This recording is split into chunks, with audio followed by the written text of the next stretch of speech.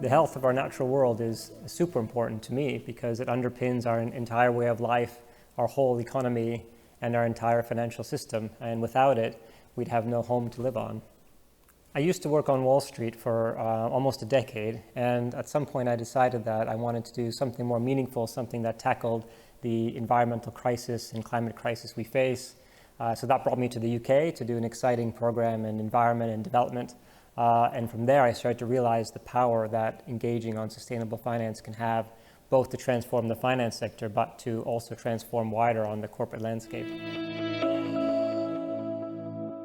Our economic system spends a lot of its energy on GDP, gross domestic product, but ignores social and environmental externalities. Meanwhile, our financial system prioritizes short-term profits, index tracking, and trying to beat the competition annually. And this risks the resilience of the system and risks our long-term future.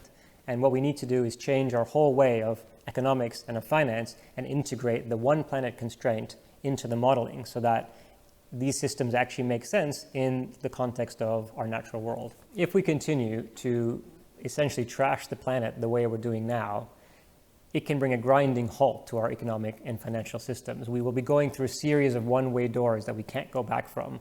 So the economic and financial systems, as we know them today, will simply cease to exist. Our financial system plays a critical role in saving our natural world because it chooses which companies to finance, which companies to lend to, and which ones not to lend to. It in a way plays with who's going to determine our future, and therefore which companies get capital and which companies fall off. It has a critical role to play in building our future because of its role at the center of making those capital decisions. It needs to be able to allocate capital in a way that builds great sustainable companies. And if it doesn't, these companies won't be able to generate the cash flow that they need, and we will not be able to build a sustainable world. Well, ESG, environmental and social governance, is a good first step and a way to analyze risk. But the market's moving fast, and the real leaders are moving towards impact, towards figuring out how the financial institutions impacting the planet, impacting people, and reporting on that, and being very transparent about how the financial institutions impacting our planet. And that's sort of an evolution of ESG, and that's where the future is in terms of sustainable investing. There are at least two good reasons why financial institutions need to integrate nature and climate into their decision-making. The first is that this helps them deal with long-term risk. Without an integration of climate and nature into their risk modeling, they can be prone to what we call systemic risks, or black swan events, or events which essentially erode their long-term profit. The other big reason why it's important is because their customers are asking about these issues more and more and are demanding products that are truly built to address these issues. And if they don't see it from their financial institution, they will switch and go to another. So there's a big customer reason why integrating nature and climate is important. Amazingly, by 2030, millennials will hold 5 times as much wealth as they do today.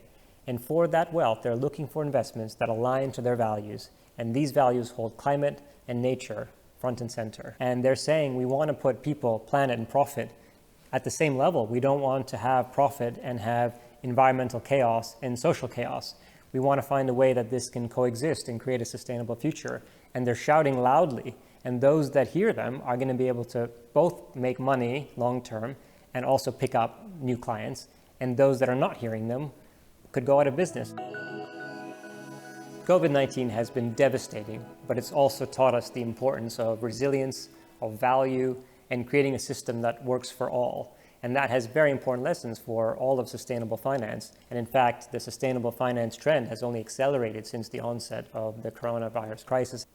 We certainly are seeing leadership from certain countries in Europe, in New Zealand, around different metrics and looking at value in terms of whole society value long term.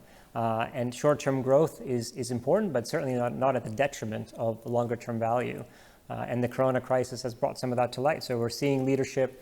It's quite disparate across the world, but it's shining a light on what value means and what metrics mean, and also what a sustainable system will look like in the future. A truly sustainable financial and economic system would be one that operates within a one planet constraint, where every loan and every investment could actually demonstrate positive impact for people and planet. What we're missing at the moment is the real will to change our system fundamentally for the better. But there's optimism in there because now we have the data, we have the science being clear, we've got tremendous momentum on sustainable finance in the last few years. So I'm optimistic that we can do this. And if we put the right amount of effort and will into it, we can create a truly sustainable financial and economic system that we can be proud of.